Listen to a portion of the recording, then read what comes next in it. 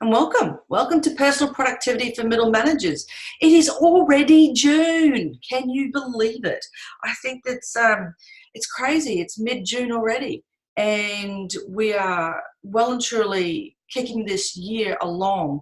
And thank you for being on this webcast, because I have a passion for working with middle managers, and that's a very loose term, but the way in which I think of middle managers is that you've got some people who report to you probably formally, but it can also be informally, or you have a level of responsibility for roles that are below you on an organisational chart, and you've got an upline reporting. So I often call it the middle squeeze, and I often think middle managers get a pretty bad rap. So I'm in your corner cheering for you, and I love helping middle managers be far more productive and to step into their true leadership. And whether they love being a middle manager and want to stay there, or whether they get there, they find out they hate it because they've stepped away from a certain level of specialisation or technical skill. I love helping them actually return to that, to their love, to their passion, with dignity and respect. And also for middle managers who want to make sure that they're ready for the next challenge up the line. No problems, Bonnie. I saw that message. All good. You'll get the recording anyway. And for middle managers, I think one of the biggest things that's really unique around your role is you've got two roles to play. You're a dual role player in that you have to be accountable and responsible and guiding and leading a team to get their work done, and you generally have a fair amount of your own work to do, which can also sort of cross into both a managerial and an operational level, and which is quite normal these days. And I think having that makes life really quite hectic. And it seems as though if you can get through that into the next level, into senior levels, you tend to let go of the operational and stay mainly in the people and strategy and vision. And it's often a really dynamic and interesting place to be as a middle manager. You're a translator down the line with operation, from strategy into operation, and you're a translator up the line from operational to outcomes and results.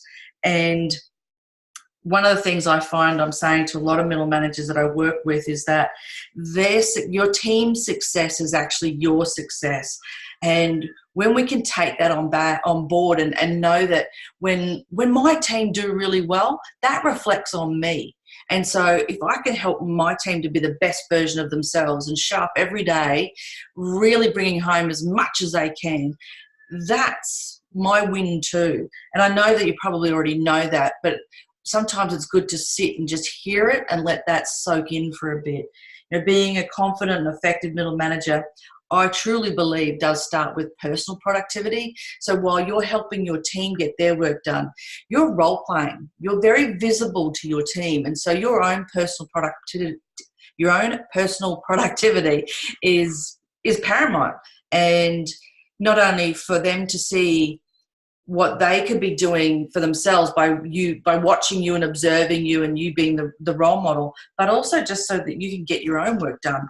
I think a lot of things get in the way of people's productivity. People say things like, I never have enough time, I need more time, I struggle to back myself, so I say yes when I want to say no, and that's a big one. And they feel a pressure to say yes because there's a perception of what that might mean if they do say no. And I always end up putting me last. And that means long days, and it means taking work home often, and it means as you move towards the end of a week, you become more and more tired and exhausted. And as that keeps repeating week after week after week, you see decision fatigue impacting on good decisions, turning into not so good decisions. You see burnout, you see illness, tired, all those sorts of things that come into play around how we show up as managers and how we see ourselves and the way in which we operate in the time that we have available. And when I asked you in the registration, what are some of the things that affect your productivity, He gave me an awesome list. Too much to do, emails, relentless emails, tasks taking longer than expected, doing too much at once, so feeling forced to multitask, disruptions and interruptions. The work and side hustle, which was an interesting one. So there's a bit of probably a very big backstory to that. Some ambiguity. And that goes, I think, hand in hand with, the ambiguity goes hand in hand with having multiple number one priorities, which is at the bottom of that first list, but also changing priorities mid-race. And also when information from senior levels is being delayed because they know that a final decision hasn't been made, and so you're sort of left hanging a bit. Personal interests also come into play with this. Let's face it, we're human, which I think was great because someone wrote down as something that affects their personal productivity was themselves. So that's pretty good ownership. And interruptions, I said before. Being the go-to person can also be, it's a catch-22 because if you're an office manager or you're the practice manager, if you are the pivotal point of all things happening in that business, then you're going to be the go-to, but at the same time, it's about finding really good ways to get productive in the cracks of your day. And what I mean by that is some people have got the luxury, and I can call it a luxury, of being able to sit down and mark out really good chunks of time in their day. But if you're in a role that gets interrupted constantly, then it's maybe rethinking the productivity in terms of what can I get done in the crack of this moment in this day. So there's a bit of two sides to the coin on that, I believe. And concentration's an interesting one. Microsoft, it's a little bit dated now. I think it's about 2012 maybe. They came out with some research that showed that humans have got a less concentration span than goldfish now. I did double take and I did reread to check the date of that study, and it was not the 1st of April. It wasn't April Fool's Day. But humans concentrate less than goldfish. And part of that has to do with some issues around multi-screening and multitasking with multiple screens. We'll talk a little bit about that later. Procrastination was a big one, and if I was looking at all of you now and said hands up who procrastinates, who would be having their hand up? Type yes in the chat box if you procrastinate. And it doesn't matter, you don't procrastinate on everything maybe, but you certainly might procrastinate on one sort of thing. Yeah, thank you for owning that. Look, and I love this piece of research I just read recently. It really gave me a sense of relief because I study this stuff constantly. And procrastination is something I think we've got to stop trying to get rid of in and of itself, but actually understand what drives that. And we'll talk a little bit about that as well in this session. And meetings. Who doesn't love a good meeting? If only we could have less meetings. So that's a big one for people. And someone else registered when you were registering for this webcast said time. So I'd be interested to know a little bit more around time, because when we look at a clock that has the old style hands on it, you know you can't stop time. You might be able to pull out the batteries from that clock, and that clock stops, but we know time just keeps ticking on. It's a construct that is supposed to help us manage ourselves and our resources in certain periods as we go through a day to a night to a day to a night to a week to a month to a year. And instead of focusing on getting more time back, we need to maybe stop and look at how we're using ourselves and our resources within the time we have, and truly reflecting on what it is we do. And when I talk about the 4 E's of personal productivity, the first E will help us make sense of that. You know, other things that I think really affect middle managers' productivity is it does relate to other people around you, but it does impact then on how you do your work, is when you're constantly repeating yourself. If someone keeps coming to you and asking you questions where you sit there and you think, don't you already know the answer to this? Have I not already told you this? And so being able to find ways to improve the relationships we have with our team or our direct reports, and encouraging our direct reports to step up into their own roles a little bit more effectively, and taking more responsibility, and maybe taking a little bit more initiative, would help you in your own day-to-day and getting your work done. Have I missed anything? Is there anything on this list that you think should be added? I'd love to know if you can pop that in the chat box. So feel free to just type into the chat box if there's anything else you think needs to be added here. Okay, I'll keep an eye on the chat box and we'll keep moving on. So I want to share some statistics with you, because I think it helps give a bit of a perspective on personal productivity. And these are three that really stood out for me when it comes to personal productivity. And first one being 46% of employees skip their lunch breaks entirely in favour of getting through more work, which is really interesting. And I'd love to know who has done that? Who does that regularly? Do you? When was the last time you had a full lunch break? I'd love to know if you pop that in the chat box.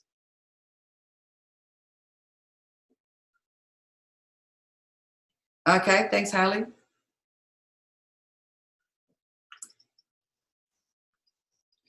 I can remember when I was, when you have lunch at your desk, it's one of those things where, oh, well, I'm just here, I might as well do something.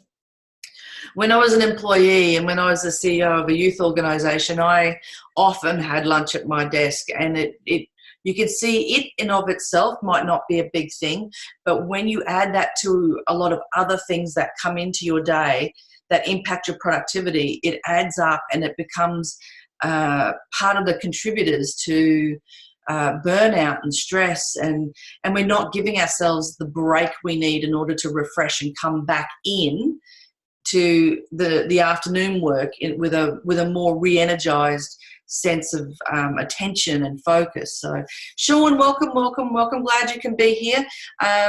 We're just talking about some statistics that impact on personal productivity.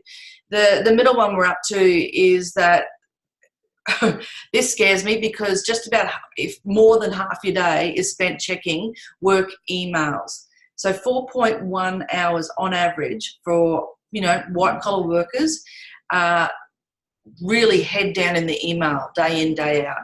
And interestingly, I was just working with a client in Toowoomba, and I asked her to trial something, and so she's doing that at the moment.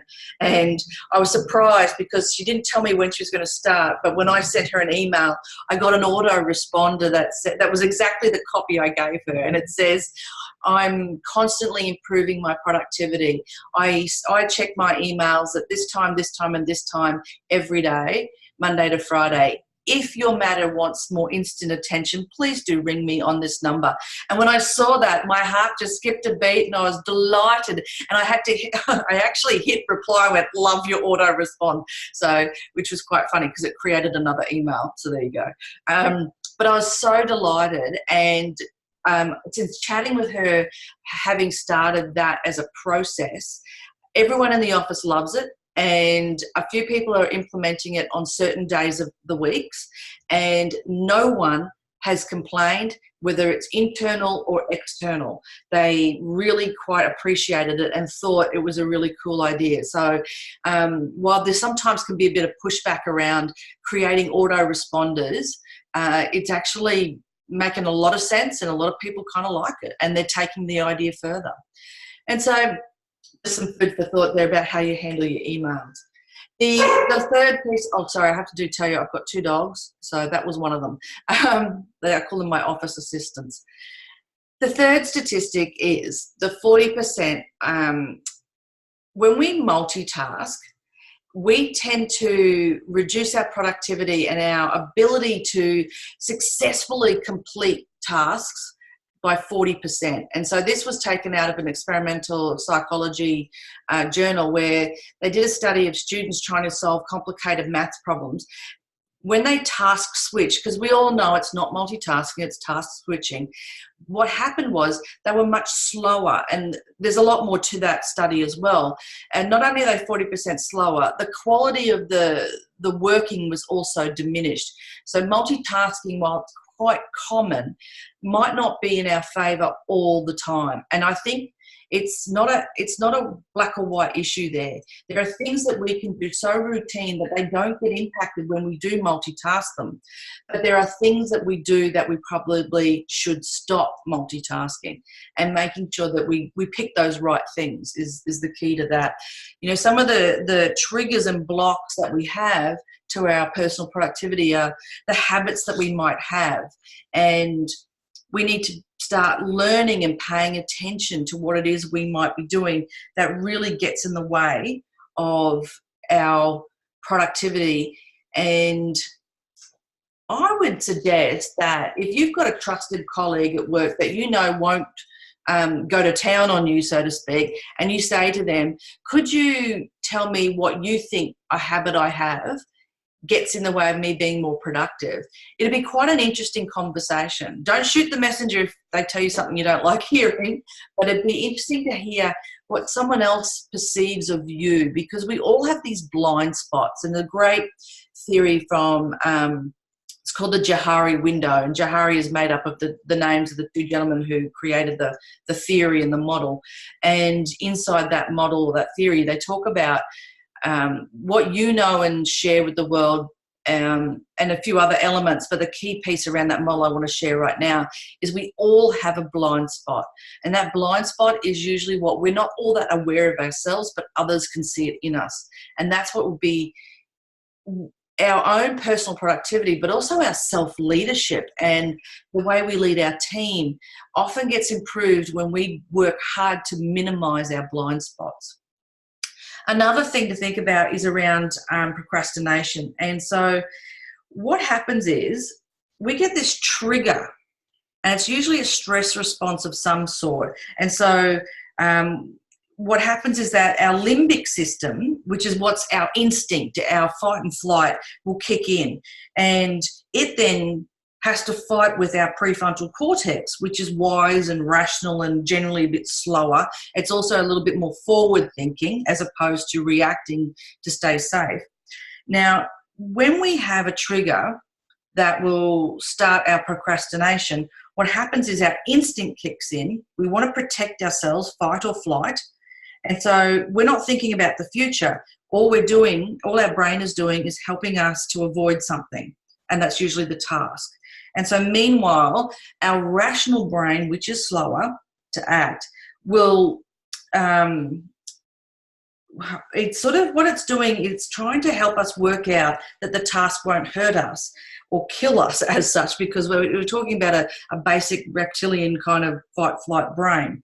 And so what happens is when we have this paradox between saving ourselves by avoiding something, yet complex, smart, clever, forward-thinking prefrontal cortex is telling us, no, it's okay. We give in and feel good in the moment because we're not doing the task, but we end up feeling worse later on. And what we need to be doing is creating stronger, better neural pathways that then help us to keep a habit or change a habit and sort of minimize that procrastination. And so one of the things I think we need to be aware of, particularly around procrastination, is that we all do it, but we need to we need to work out what the trigger is. And procrastination starts with some sort of stress factor. And so if we can work out what the stress is, then we work out how to fix or minimize that stress, then we tend to procrastinate less and less. And that's when we can create those neural pathways. And from a physiological perspective, what we're trying to do is create thicker and thicker myelin sheets in our brains. So our neurons are going to fire and we'll actually start acting on a task quicker, more and more often as we go. So procrastination is a fascinating area, and I think to think we can just get rid of procrastination completely all the time, I don't think is logical. But working on the stress triggers is. And it takes a bit of time to sit and work out what your stress trigger is. And what happens with a lot of people is that the start is what actually stops people. And so when we look at our personal productivity, we need to think about what's the decision I need to make right now that's going to help me move forward. And when we aren't at our best, then often we can impact on the communication we have with people around us, and also our own head trash and our head talk and the expectations we put on ourselves as well. That becomes really significantly impacted. And if we are procrastinating and then we miss a deadline, then imagine what the voice or what you say about yourself spirals down, and that does not help. That's what we're creating a negative neural pathway, for want of a better term, as opposed to working out how to fix that and improve a neural pathway. Planning and prioritizing is another part of our own personal productivity, which I think we don't do nearly enough of. And I chose this image specifically because of the irony of working through lunch and not actually having a proper lunch break. So it's a sarcastic image, if you will. I think that a lot of the planning and prioritizing formulas and strategies that we all have probably learned, no doubt you've heard of a SMART goal: specific, measurable, actionable, resourced and time-bound. They work to some degree, but there's one thing I think they lack, and that's the emotional connection to it. And I've not met a lot of people get fired up around a SMART goal, to be honest with you. And it's not that the template in and of itself is wrong, but it's how do I get attached to it? How do I look at my work today and make sure I'm fired up to get it done? And so we kind of avoid planning and prioritizing when it's actually the one thing that might actually get us excited about our day.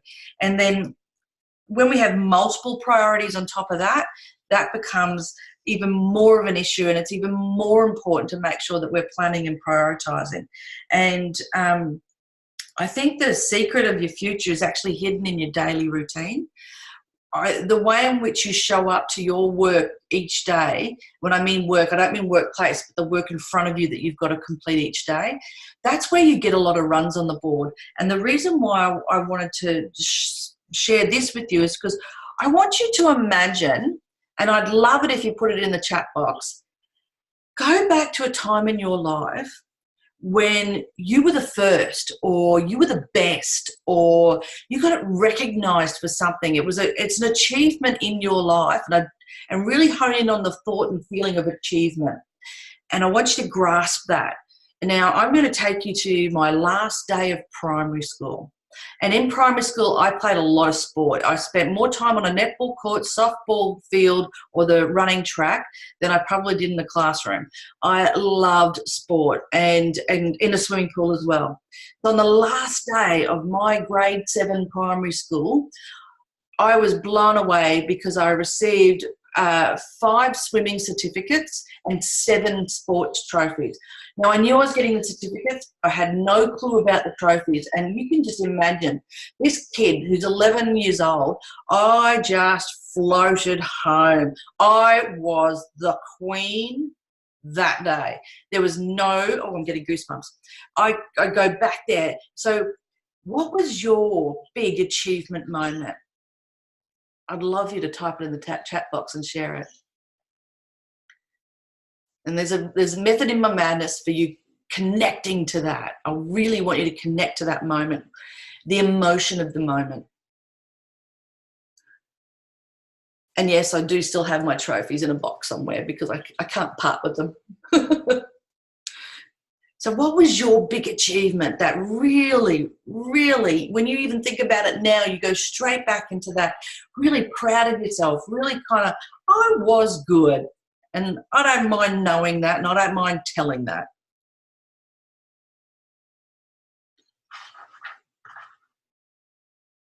Are we all shy now?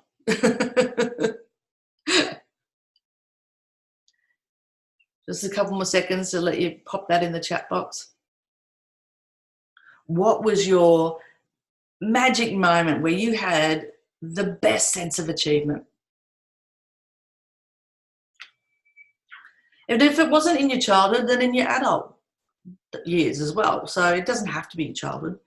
But I choose childhood because I think we can connect with that, the pure, you know, unadulterated, unaffected emotion of achievement before society kicked it out of our, kicked that sort of happiness in ourselves and told us to pull our head in because we have this tall poppy syndrome.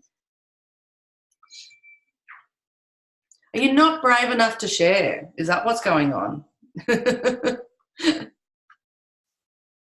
Anyway, if you've got that sense of achievement in your thought processes now, I want you to place that in your left hand.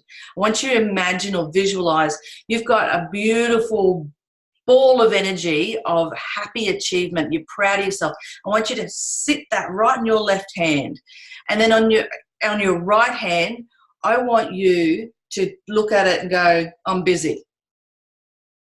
Have you ever noticed that when you say to people, how are you? They say, oh, busy. Sometimes I'm a bit cheeky and I say, no, that's what you are. I want to know how you are. Do you see the difference in the sense between that wonderful sense of achievement versus busy, the heaviness of busy? And I think we don't have nearly enough sense of achievement in our daily routine. And that's what's helping to drag us down, I would say, and impact our personal productivity. If we can take back control of our day instead of the day controlling us, we're going to have far more achievement. We're going to walk out of that office or that workplace or that work site at the end of the day pretty proud that we've done the best we could and we've ticked off some tasks, some projects. We've achieved. We've actually achieved something. And I want you to start thinking about how you use the word busy, and does that work for you or against you? And you might want to be a bit cheeky as well. And if someone says, you ask someone, how are you? And they say busy, you can say, yes, but how are you? Yeah. We use busy, and I think it's a throwaway line, and it probably at one level doesn't really, it's not really meant to be negative or have a negative impact, but it actually ends out over time, it will. So something to think about there. Now, part of this webcast is talking about the 4 E's of personal productivity. And so let's dive into that first one, which is evaluate. And Peter Drucker, who is a management guru, and if you did any sort of management or leadership studies at university, you know who that is. And you would have been assessed on knowing who he is. And so there's no one, he's not the original person that came up with what gets measured gets managed, but he's in modern management, he's the one that gets quoted quite often. And the reason why I think this is important is that sometimes we don't even stop and take note of how we're using our day and how things creep into our day with us quite subconsciously. And I've got a list of time wasters up on the screen now, and I would like you to put in the chat box from the self-generated list. Now, when I say self-generated of time wasters, these are the things that you do to you and you have actually a fair amount of control over. Now, I know procrastination was already on the list before. Is there something else that's on that list that really stands out for you? Are you disorganized? Do you procrastinate, which we said before? Do you have a sense of immediacy or urgency constantly in your day? Are you overly optimistic so that you say yes to everything and you think everything's easy to do? But what happens is the work just piles up, or you say yes and the workload piles up on everyone around you because you've said yes. Do you suffer from perfectionism and therefore it takes so much longer to get something done and you want it to be at a certain standard or of quality that's above what's probably expected of you? Are you someone who can't say no? Do you have a bad attitude? I know some days I think we could all have a bad attitude, can't we really? Are you at the burnout level? Do you have a sense of no control, or do you have too much? Are you so tight that no opportunities seem to come your way? I want you to, if there's something else on there that's self-generated as a time waster, a lot of people tell me that they get caught down the rabbit hole of surfing the net because they start out researching for one thing and then half an hour later they're on 17 tabs and forgotten what they were first looking for. Is that something that happens to you as well? What's your self-generated time waster? I'll get you to pop that into the chat box.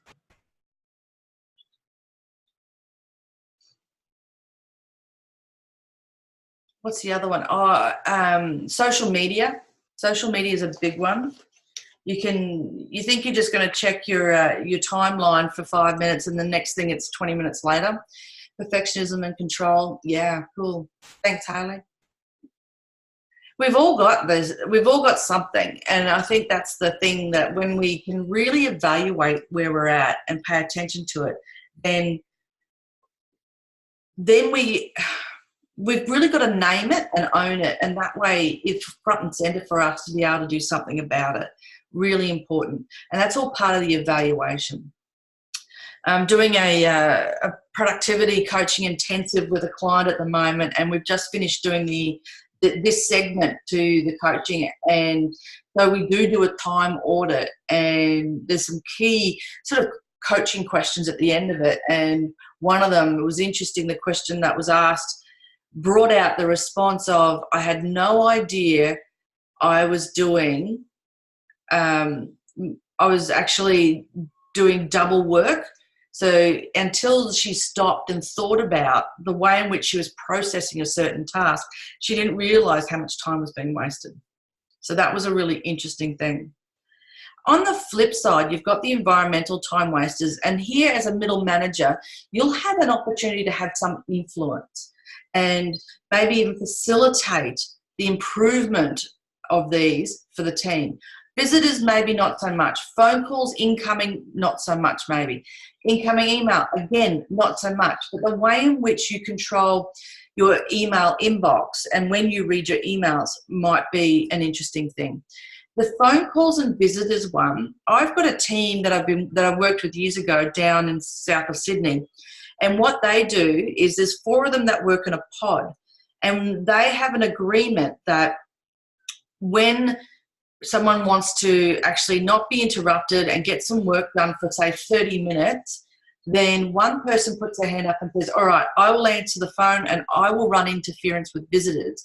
And that person, and this is just what works for them, and it's quite funny and cute, they actually had some bunny ears hanging around the office. So what they ended up doing was wearing, the person who was running interference and taking the phone calls would wear the bunny ears. And it sort of caught on across the whole of the office. So people knew that if they were coming into that area of the floor, they'd go straight to bunny ears.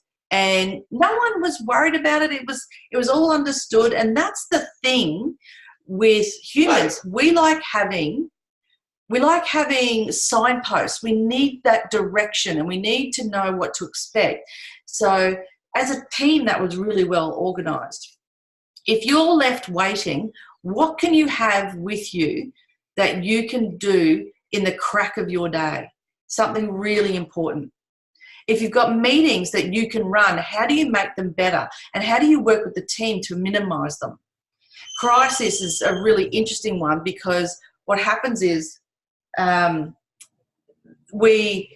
we need to make sure everything is working smoothly so that we minimise the crisis we have. And then if a crisis happens, we need to be more productive with what our learning is from that, so that afterwards we debrief really thoroughly to make sure we can fix it again. And tech fires is another thing.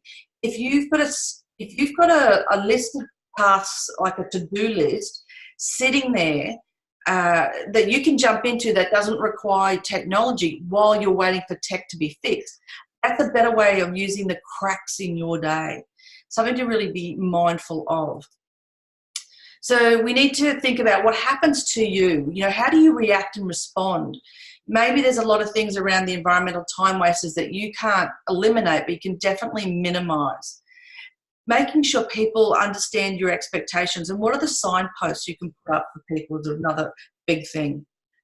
When it comes to your lunch breaks, and this is another thing that comes through with evaluating and understanding what's going on for you, a break through the day does more than just give you food.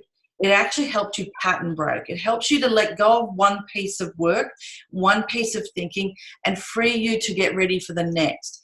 And so chunking is a great way to also do a pattern break.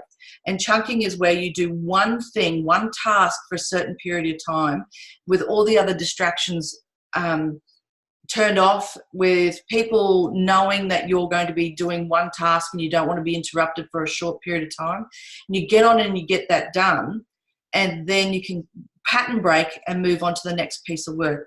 And people underestimate the value of doing that. Disruptions and interruptions is another interesting thing that comes up when we evaluate people's current, daily work routines. And ways in which you can help minimize it is that you can block time. You need to run your calendar, not your calendar and other people running you. If you fill up your calendar with work, that leaves the spaces left for others to work with. If you have an empty calendar, people are going to fill it, and they're usually going to fill it things that are important to them and probably not as important to you. So making sure you block your time and making sure there's private space in your calendar that is a not negotiable. It's almost wiggle room for anything that could come up through the day. And telling others that you're busy and telling others that you want to have some private, uninterrupted time. And you may even want to trade that with other people and other team members to say, okay, I'm going to run interference for you so you can get your work done. And having a discussion with the team around how that might look brings in the element where the team can actually get on board with this. And you'd be quite surprised at how many team members actually step up and say, I'll do this with you. I think this is great. I'm sick of answering the phone when I'm right in the middle of something. So if I can have someone help do that for me, I'm more than happy to help them too. So big thing there with the interruptions and disruptions. And I know we've talked about procrastination already, but big thing to think about what it can do to you over the long term, and understanding and just paying attention throughout the course of your day in the evaluation of your day, whether it shows up more or less, what are the actual triggers. So it's really critical to know that if we continue procrastinating without putting effort into de-stress that issue, you can see how it gets us into a lot of trouble, and it can actually be quite unhealthy for us. So the evaluation of your day, your week, your month, and by doing that is working out how much time you spend on activities, how complete is your calendar, how messy are your files on your computer, how easy or hard is it to find emails in your email system. Really evaluating is important so that you can then move into the next step, which is to educate yourself. And when you educate yourself, then you really can understand some of your triggers. Why are you overwhelmed? Is it because, is there a fear of success? Do you actually resent some of the responsibility? Are you afraid of failure? Are you unsure how to proceed? Are you afraid that if you do something, it might trigger off some conflict? Or is it actually something that's quite boring or pointless? So knowing these things is part of our self-education, our self-awareness, and helps us to then find the strategies we need in order to improve and be more productive and be more confident and effective and be a better leader. The thing about multitasking is a classic one. And I think when we understand that multitasking doesn't work for all of us, and we need to be really mindful about when we multitask, we then end out stepping into the really positive elements of achievement and completing work as opposed to task switching all the time. And yes, there are some people who can multitask. We call them super taskers. But there's a lot of research. There's at least 12 research pieces I've found, but my favourite ones that have talked about how bad multitasking is for us.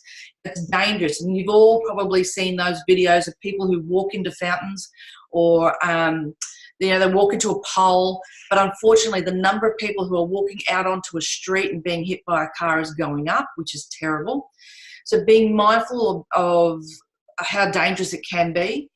And for most people, multitasking slows us down. We are 40% slower because we're task switching, and we spend time moving from one thing to the other instead of just getting as much done of one task in that one moment. We also make more mistakes, and it's a great exercise I do in workshops, and it really highlights that the quality of the work when we multitask goes down and the mistakes go up. The other one is that it stifles creativity because we're triggering that part of the brain to get so much work done, and we're task switching, and we're forever keeping ourselves at a higher heart rate and a higher level of engagement. We then don't have enough space in our brain to then allow creativity to flow through. If we just work on the one thing, you'll notice that when you are working on just one thing at a time, some creativity tends to come up and pop up in the back of our mind. And so multitasking actually can kill your creativity, which is also aligned with the idea of when we're multitasking and we're rushing between one thing and the other all the time, if we maintain a high heart rate over a long period of time, that can have a negative health impact. And actually, there's a great piece of research for number 6 where they had students on their mobile phones walking diagonally across the quadrangle of a university. And what they would do is they had a clown on a unicycle, and if there were students that had their head down walking across, researchers at one end or the other would stop the student and say, "Oh, hey, did you see the clown?" And then the student puts their head up and go, "No, no." And what that was demonstrating was that we often miss out on things if we're too busy trying to do too many things at once. And the last one is gaining weight. If we are eating at our desk, or we have lunch at our desk, or the old chestnut of a jar of lollies at our desk, we might not be paying too much attention to how much we're eating while we're working. I have a rule now that I never eat at my desk. I obviously work from home in my home office, but I will leave my office and go and have lunch at the table, and then I will come back because I want to know exactly how much I'm eating, and I don't want to. I want to have the break, and I want to be really mindful of what's happening with food intake. And this is my incredibly scientific model of how you shouldn't multitask, because the reality is if we do more multitasking, we're going to be impacting our achievement, our quality of output, and our accuracy. And the thing is, our team members see us do this. And so if they see you multitasking, they're probably going to feel the need to do it as well. And believe you me, your team are observing you probably more than you might realise. So we talked about chunking before as one strategy. It can help replace multitasking.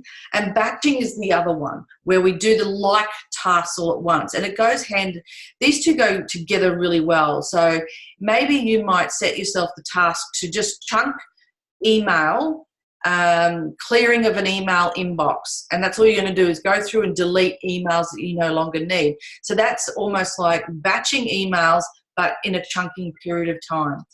Batching might be that you've got to do the end of month invoicing or credits or anything like that requires like tasks that help your brain to focus and be not having to think differently to any huge degree, but you're doing a very similar task for a certain period of time.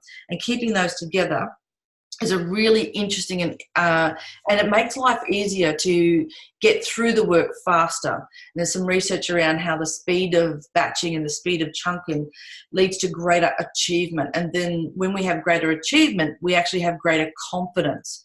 And so when we have those two working together, we have increased motivation. And so the cycle goes round again. Really critical to really getting a lot done.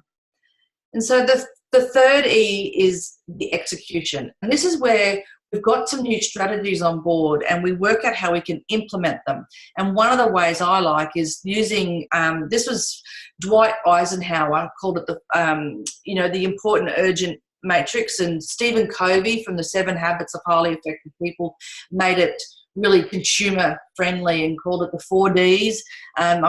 Most people have seen this. It's the urgent and important matrix, where work can fall into 4 different areas.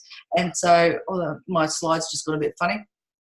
So I'm going to start with the important and the urgent, because this is where I think we've been pushed to hang out a lot. And I think there's a lot of urgent things that get called urgent that really aren't urgent. To me, if something is urgent, it's a crisis. You don't need to plan for it. The adrenaline kicks in and you have to do it now.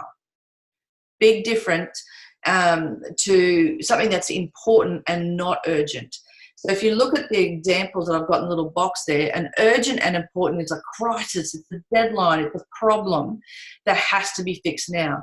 Whereas important but not urgent is the relationships that you need to have really good productivity, to have profits, to have great results, the projects you're working on, and planning.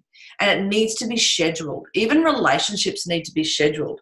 I get laughed at a lot because I put date night in my calendar, but my husband doesn't complain. But if we didn't, I'm married to a shift worker, and I do a lot of travel internationally and nationally. If I don't put date night in and I don't schedule it, then we never see each other.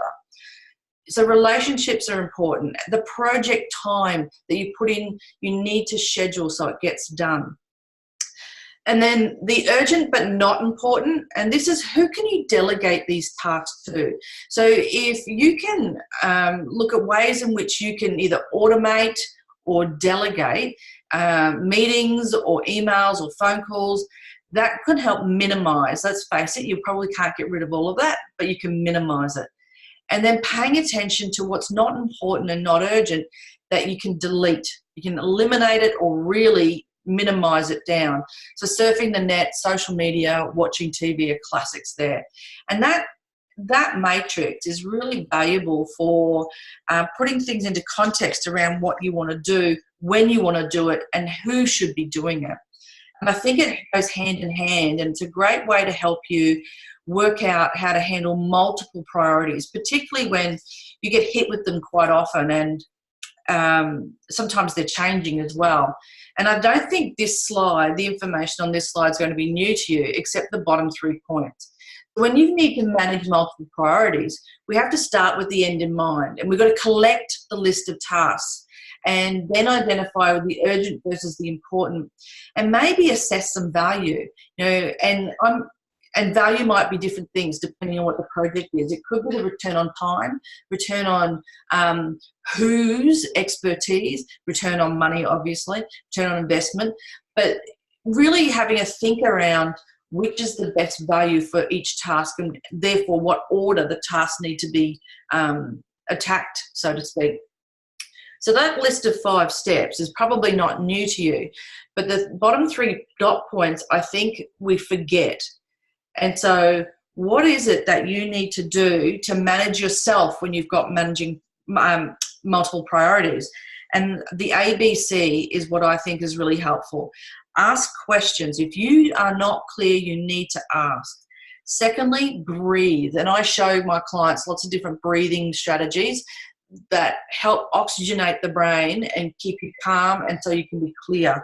And checking in on progress is also really important.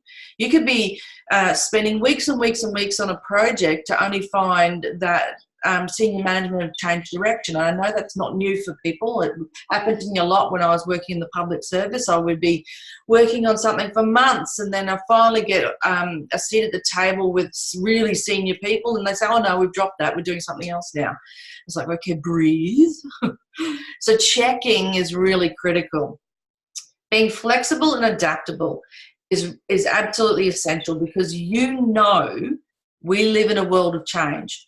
You know that things happen. And so being able to be aware that that you might be required to be a little bit more flexible, a little bit more adaptable, and also be ready to cut. So be invested, but don't be so invested that your world will fall apart, because this is the world of work, and you know this. You know that these are really critical, because you look at the broader picture of the business, and this is where a middle manager has to have that little bit of strategic view, not just operational view. This is where it's really unique for middle managers. This will help you handle managing, particularly shifting and changing priorities. So that flexibility and adaptability is essential for your own personal productivity. And our last element, as we start to wrap up the webcast, is the empowerment. And this is, asking yourself, what's the best use of my time now? And really giving yourself permission to say, am I doing what I should be doing right now? Or is there something I could be doing better? This is me, and that's my oxygen mask, which I did buy. Trust me, the seat in 11C is still fine. They will have an oxygen mask. I didn't take it out of a plane. But this is my oxygen mask that hangs in my office to remind me that I need to look after me first. That when I look after me, when I fill my tank up, I'm going to be of best service to everyone else. So that's my little oxygen mask that empowers me. And the other thing I wanted to share with you before we really wrap up is sunrise and sunset rituals. Now, most people have a sunrise ritual or something that they do in the morning.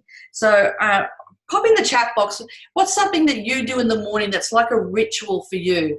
And if you can see the photo, that's actually a sunrise at my place out on my patio. I'd love to know what people do in the morning. I did ask someone once, and I said, I do my best not to kill my children. And I thought, well, you've got to start somewhere. And coffee's usually a standard in sunrise rituals. So what's your sunrise ritual? I'd love to know if you can pop it in the chat box.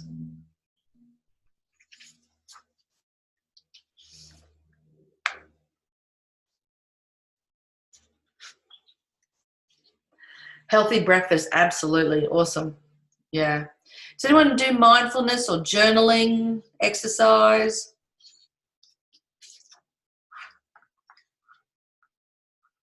While you're typing in the chat box, I'll share.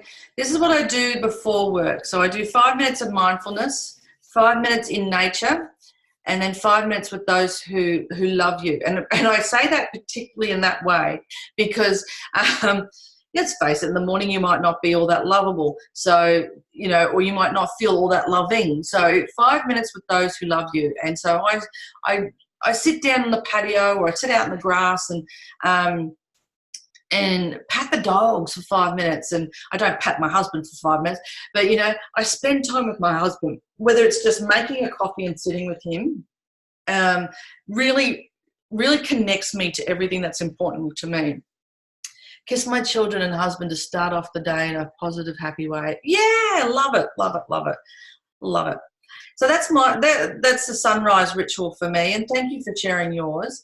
My work start ritual is I do a 5 minutes review of the list, and I'll show you the list in a moment, or where that list is generated from in a moment. I do 5 minutes of prioritizing and then scheduling. I put my list into my calendar, or I make sure it's already in there. And then I do 5 minutes of resources and expectations. So I look at what I need for that day and whose expectations do I have to make sure I'm meeting that day. And so it's just a quick stop, think, set myself up for success so that I'm serving people the right way. Now, then it goes, that's like I said, it goes from a to-do list into my schedule. If it doesn't go into the schedule, then I'm not in control of my day. My calendar is my most favorite app ever. And if I use that to its fullest, then I'm going to be the most productive I can be. So moving things from a to-do list into a calendar means I rule my day and others can't rule my day for me. Now, this is a sunset, at my place. So we face west into the mountains there. So up at Camp Mountain I am. So that's a sunset. We get some pretty awesome sunsets around here. And so I also have a sunset ritual, and it starts with creating an unprioritized list with details. And what I mean by that is I just do a brain dump of all the things I need to do. And there's one thing I don't like doing, and that's ringing people, like ringing clients and trying to sell. I run my own business, but selling myself I find a bit of a challenge at times. So that I am hacking my own productivity, I write down the names of the people I'm going to contact and their phone number, or if it's something I promised I'd email, I make sure I've got access to the email, because what happens is the next morning I have everything in front of me and I can't find excuses to delay. And it's about hacking my own productivity. If I know that I'm not too comfortable doing that, then I will prioritise with details, so that the next morning there's less mucking around or less excuse finding.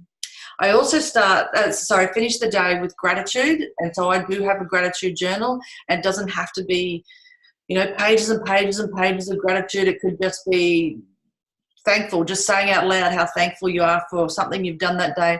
But I'd also say it could go into saying something that you're proud of achieving that day, because I think we don't do enough of that. And the last thing I do is I put my phone timer on for 2 minutes, and I do a 2-minute tidy. And that means I clean the space up, or any particular area in my office, so that the next day when I walk in, I kind of walk into a nice environment. I've worked to create a great environment. So those 3 are my absolute go-tos to finish the day out. And that is how I'm going to finish this podcast out. So I'm going to tell you about the list of things that I promised you. I'm going to tell you how grateful I am that we've connected. And then I'm going to do a funny, weird 2-minute tidy with you. So I'll make it faster than that, because we are running out of time. So if you've got any questions, please pop them in the chat box. But my list I want to share with you now is that I will send you the recording of this webcast. I'll also send you the PDF copy of The Productive Leader, and that's the whole book.